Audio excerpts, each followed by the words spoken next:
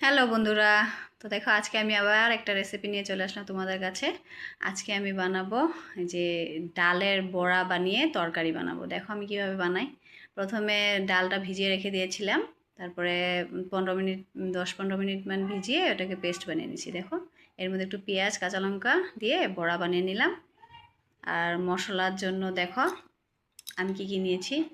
পাঁচফোড়ন, শুকনো লঙ্কা, তেজপাতা আর সবজি আলু আর টমেটো কেটে রেখে দিয়েছি। আর মশলা আছে এখানে জিরা গুঁড়ো, ধনিয়া গুঁড়ো, পেঁয়াজ, 2 কোয়া রসুন, একটু আদা। আর দেখো আমার বড়াগুলো হয়ে গেল ভাজা। এখন আমি কড়াইয়ে তেল দিয়ে দিব। তেলের মধ্যে ছেড়ে দিব ওই যে মশলাগুলো যে রেখেছিলাম। এই যে ছেড়ে দিলাম শুকনো লঙ্কা, তেজপাতা আর পাঁচফোড়ন। এরপর আমি এখন হালকা হালকা নাড়াচাড়া দিয়ে তারপরে এখন ছেড়ে দিব আলু টমেটোটা যে কেটে রেখেছিলাম ওটাকে ছেড়ে দিব এখন তেলে। দেখো এভাবে তোমরা বানিয়ে খেয়ে দেখো, খুবই ভালো লাগে। এখন হালকা হালকা করে লাড়া দিয়ে এর মধ্যে একটু হলুদ আর নিমখ দিয়ে দিব আর একটু লাল লাল করে ভেজে নিব, তাহলে কালারটা একটু সুন্দর আসবে। এখন হলুদ নিমখ একটু দিয়ে দিব। ঘরের যখন কিছু না থাকে না, এটা দিয়ে একটু মসুর ডাল যদি থাকে ওই ডালটাকে বড়া বানিয়ে তরকারি বানিয়ে খেয়ে দেখবে, খুবই ভালো লাগে, খুবই টেস্ট লাগে মানে। এখন এটাকে লাড়াচাড়া দিয়ে একটু লাল লাল করে ভেজে নিব, তাকে তরকারি কালারটা আমার সুন্দর আসে। লাল করে ভেজে নিব।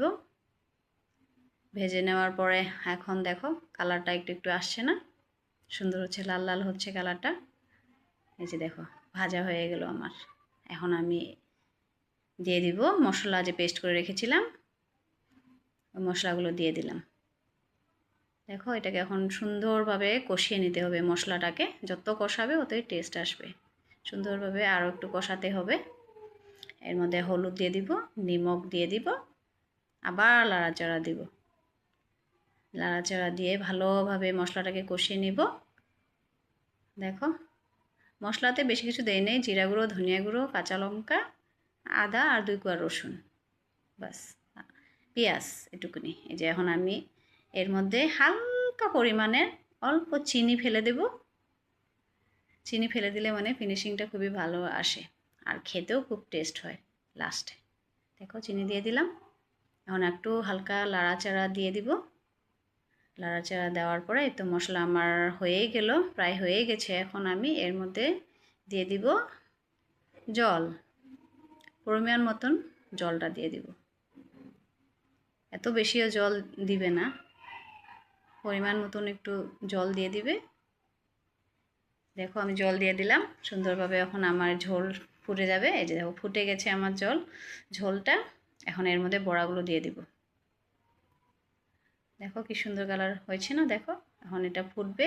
লাস্টে এর মধ্যে আমি দিয়ে দিব গরম মশলা। গরম মশলা আমি পেস্ট করে রেখেছিলাম, এই যে গরম মশলা আমি দিয়ে দিলাম। দেখো কি সুন্দর, এভাবে তোমরা বানিয়ে খেয়ে দেখতে পারো, খুবই ভালো লাগে মানে, খুবই ভালো লাগে। কালারটা দেখো আজকে আমার খুব সুন্দর হয়েছে কালারটা না। তোমরা আমাকে একটু কমেন্টে জানাবে তো আমার তরকারিটা কীরকম হয়েছে কালারটা। ঠিক আছে, বাই বাই বন্ধুরা।